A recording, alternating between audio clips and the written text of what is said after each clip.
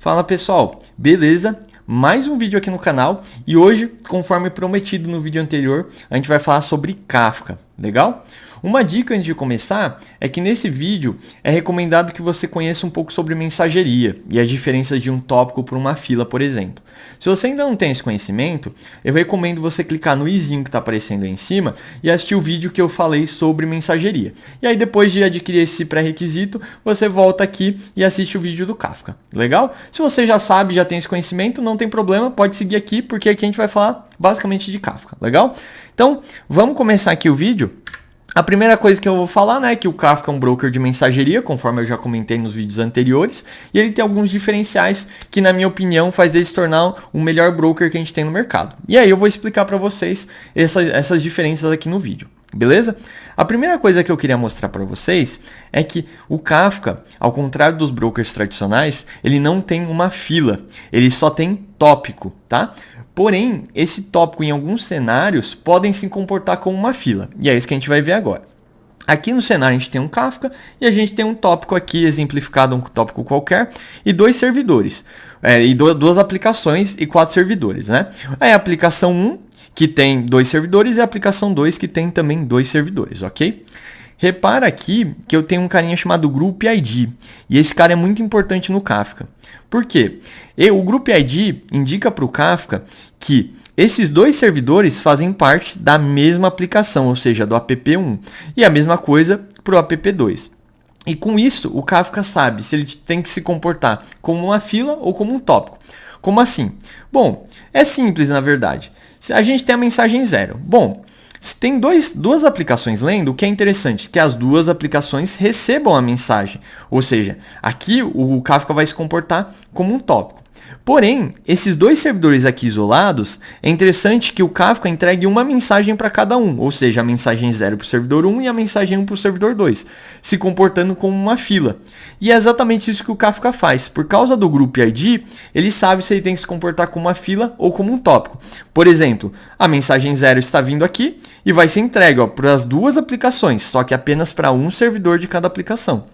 E a segunda mensagem vai também ser entregue às 2 aplicações, só que agora para o outro servidor. Ou seja, ele balanceia a carga bonitinho entre a mesma aplicação e ele entrega as mensagens para todas as aplicações que estão conectadas a ele. Se o servidor 2 aqui, se a aplicação 2, por exemplo, tivesse apenas um servidor, não teria problema, ele ia mandar sempre uma mensagem para ela. Porém, ele ia continuar mandando aqui para o servidor 2. Legal? Então, esse é um diferencial. Os tópicos no Kafka se comportam como fila ou como tópico, dependendo da nossa conveniência. A gente pode modelar aqui os nossos Group IDs para fazer ele trabalhar da forma que a gente quer. Então, você ganha uma versatilidade bem grande com isso, beleza? Que os outros brokers não fazem. Um outro ponto interessante do Kafka é, vocês podem reparar aqui que a gente tem o offset, né? E ele foi aumentando de acordo com a mensagem lida, né? Como assim? Bom, como a gente já leu 2 mensagens aqui na aplicação 1, o offset dele está em 2, ou seja, a próxima mensagem que ele vai ler é aqui a mensagem 2. Legal? Então, você aponta, é um ponteiro, né? Em qual lugar aqui, posição do Kafka eu estou lendo. Porém, a mensagem 0 e 1, você pode reparar que ela não saiu do tópico. Ou seja, ela está armazenada aqui no tópico. Isso é um segundo diferencial do Kafka em relação aos outros brokers. Ele nunca descarta a mensagem sempre fica salva aqui. Claro, isso é configurável. Você pode, por exemplo, configurar que o Kafka nunca apague as mensagens, uma persistência eterna lá e ele vai armazenar as mensagens sempre e nunca vai excluir. Ou você pode falar que o tópico A você quer que fique uma semana armazenado, o tópico B 1 mês. Então, isso te dá uma flexibilidade bem legal. Você deixa a mensagem aqui e você não perde ela. Aí você vai perguntar, poxa, mas para que isso é útil? Isso é útil para muita coisa, legal? Vamos supor um outro cenário aqui, ó.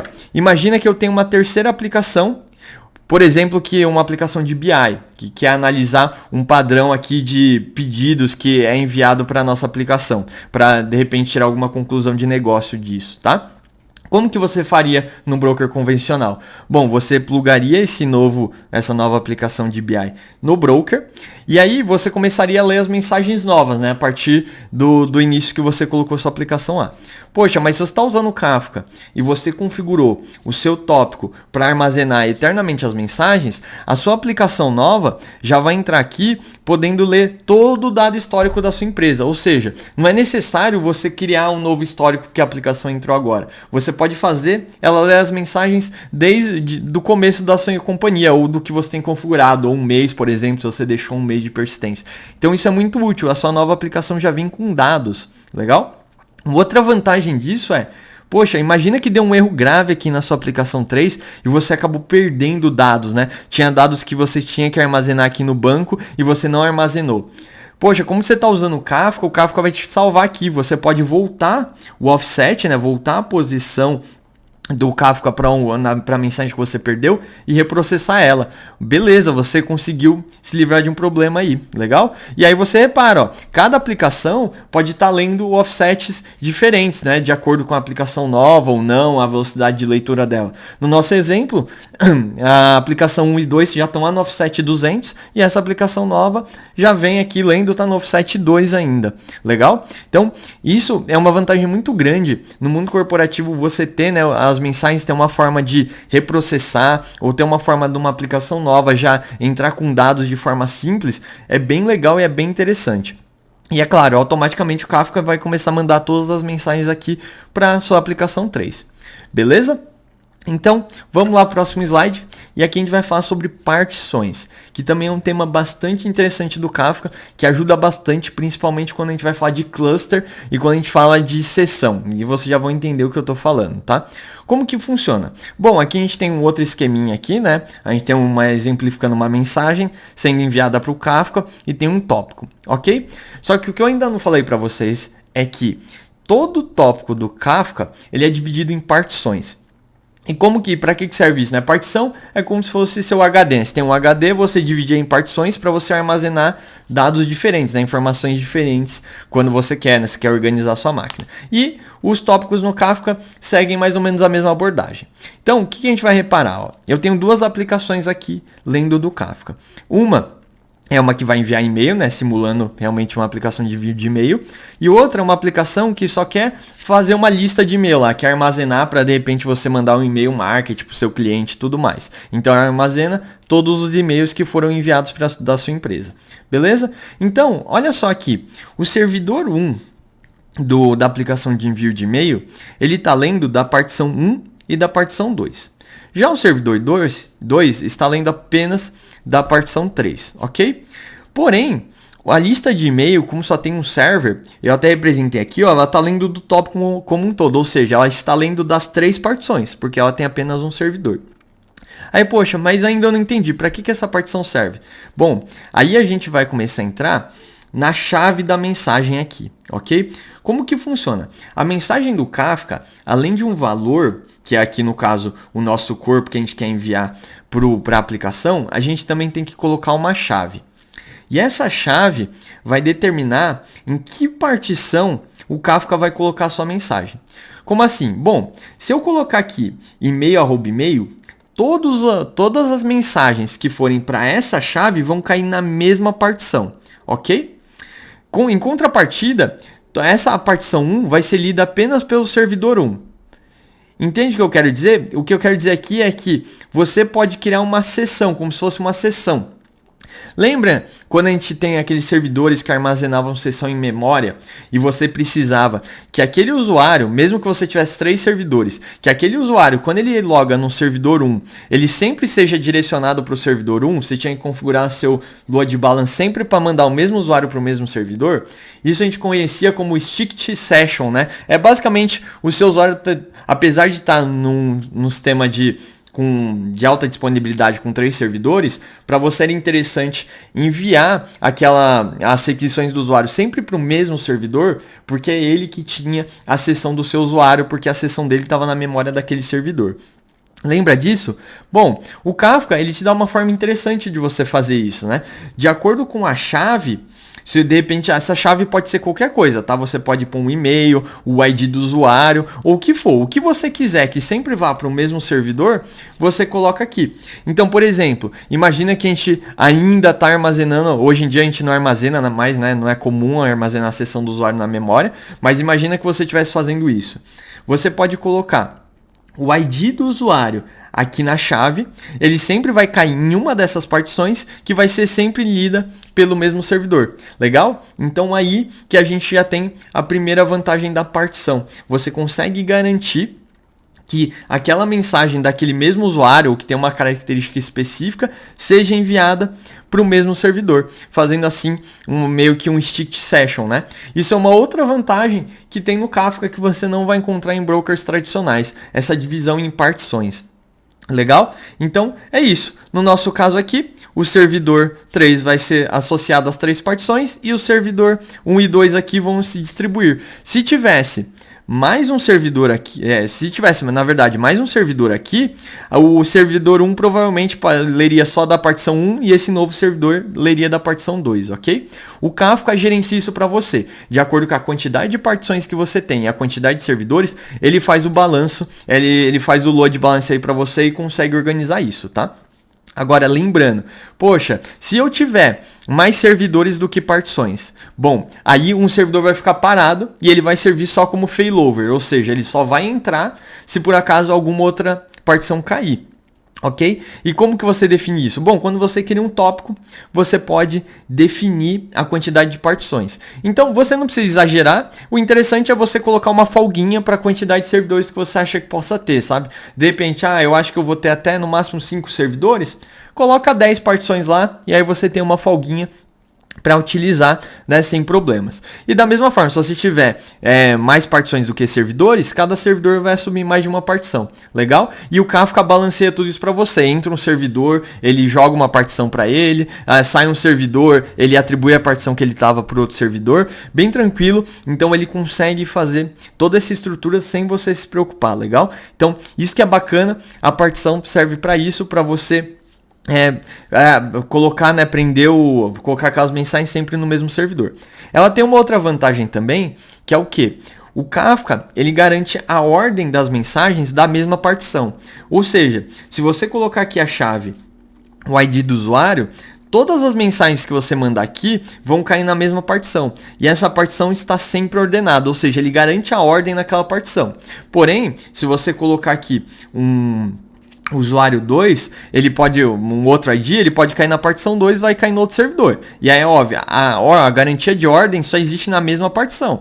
De repente, o servidor que está lendo a mensagem da partição 2, ele pode estar mais rápido e acabar lendo antes a mensagem. Mas dentro daquela partição, vai ser sempre os mesmos servidores e a ordem vai ser garantida. Isso é muito importante quando você tem transação, né? Imagina que as transações sejam processadas em ordens diferentes do mesmo usuário. Seria muito ruim. Então, o Kafka garante para você que se você pôr o ID do usuário como chave, todas as transações daquele usuário vão ser processadas na mesma ordem. Beleza? Então é isso. Vamos aqui para o próximo slide. E agora a gente vai falar de cluster, que também é uma das vantagens da partição do Kafka. O que acontece, né? O Kafka, eu não falei para vocês ainda, mas ele utiliza o Zookeeper, o Apache Zookeeper, que também é uma ferramenta da Apache, né? O que vai acontecer? Quando eu falo ferramenta da Apache, né, que é a Apache que cuida dessas ferramentas, né? Mas, por exemplo, o Kafka, ele foi criado no LinkedIn, né? Inclusive, os criadores do Kafka no LinkedIn abriram uma outra empresa especializada em Kafka e tudo mais, né? Mas hoje é o Apache, né, que cuida desses softwares open source. Então, a gente tem o Apache Kafka e o Apache Zookeeper. Quando você baixa o Kafka, ele já vem com o Zookeeper embutido, tá? E você precisa utilizar o Zookeeper, né? O Kafka depende do Zookeeper, mas é bem tranquilinho aqui, tá? E eu montei esse esquema para você entender mais ou menos para que o Zookeeper serve e como que funciona o esquema de cluster do Kafka. Bom, vocês viram que o Kafka é muito importante ali, né, na sua integração de sistema. Imagina se ele fica fora. Então o que a gente faz? A gente cria um ambiente de alta disponibilidade para ele. E aqui eu estou mostrando para vocês uma simulação de como funciona. Bom, basicamente você vai ter um Zookeeper e ele sempre vai estar olhando aqui para as partições do Kafka. Por quê? Porque se um servidor cair, ele armazena os dados de quem de que servidor está lendo qual partição para você conseguir fazer o esquema de disponibilidade, tá? Então, como que vai funcionar aqui? Imagina que eu tenho dois servidores de Kafka. Bom, o que vai acontecer? Ó, imagina que eu tenho a partição, aqui no caso eu acabei deixando 1, né? Mas na verdade é 1, 2, 3, 4, tá? Igual tá aqui embaixo. Então suponha que eu tenho aqui 1, 2, 3, 4 partições, ok? E a gente tem uma aplicação lendo. Bom, aqui o Kafka, ele sozinho vai se organizar e vai falar que a partição 1 e a partição 2, o líder é o Kafka 1. E a partição 3 e 4, o líder é o Kafka 2. Ou seja, a aplicação vai ler da partição 1 e 2 do Kafka 1 e da partição 3 e 4 do Kafka 2. Porém, todos os dois nós do Kafka vão ter uma réplica daquela partição. Ou seja, né, enquanto esse Kafka 1 ele é líder da partição 1, o Kafka 2 ele é réplica.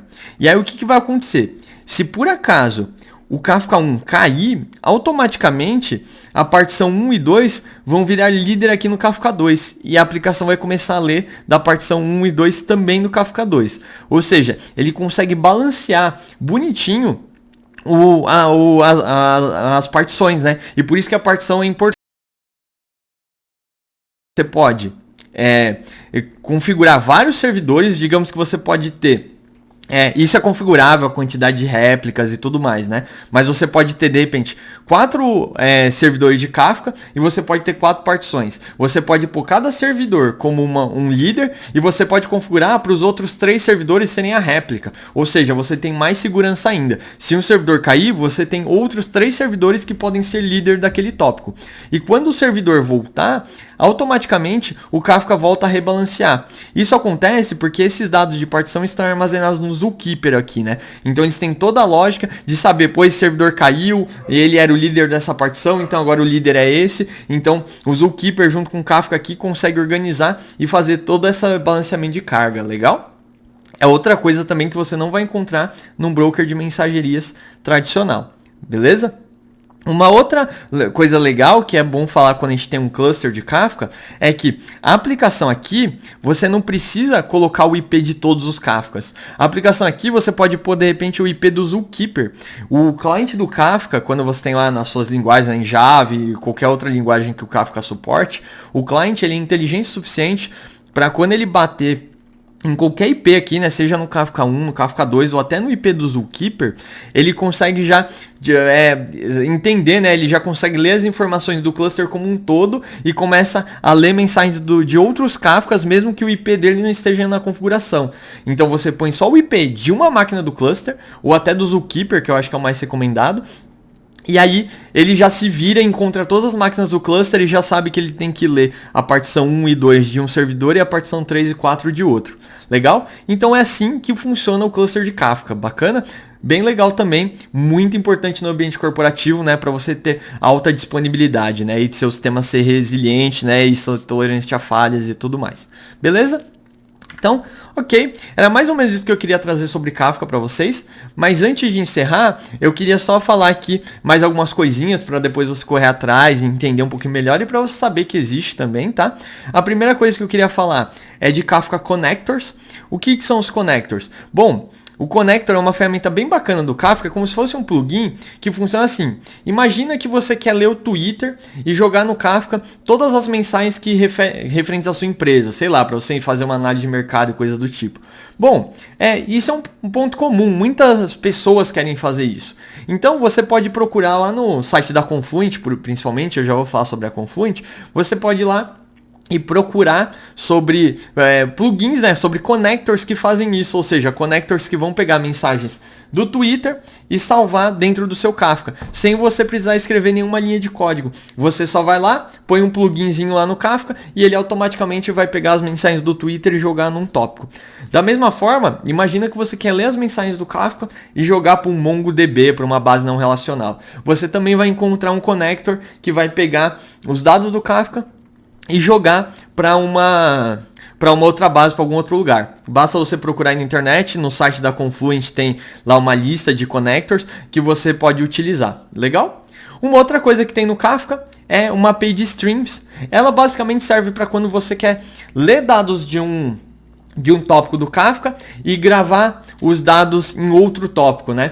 Imagina no nosso caso do Twitter aí, eu quero ler todas as mensagens relacionadas à minha empresa, mas eu quero criar um tópico ali falando só de mensagens que falaram mal da minha empresa para eu analisar, né? Você pode pôr um string do Kafka ali que vai ler do tópico e vai salvar em outro, tá? Ele é uma API que é otimizada para você ler e salvar, então seria muito mais rápido do que você usar a API convencional, né? Muito mais conveniente usar o Kafka Stream para esse cenário.